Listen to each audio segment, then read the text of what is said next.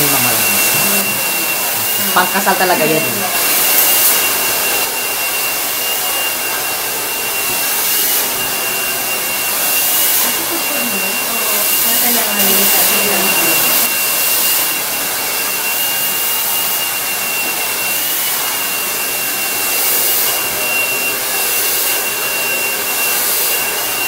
Diba?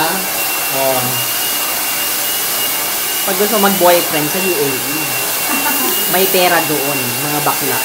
Oh, Diyos ko, isang hampas sa puwet na sa dolyares. Huwag ka mag-alala sa hindi ko kami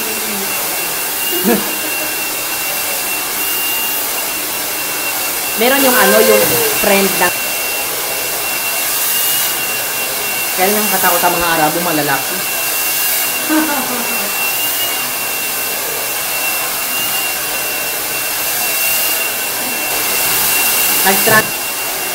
Naku, baka yayain ka nga ng no? wala akong masay sa mga pulutan.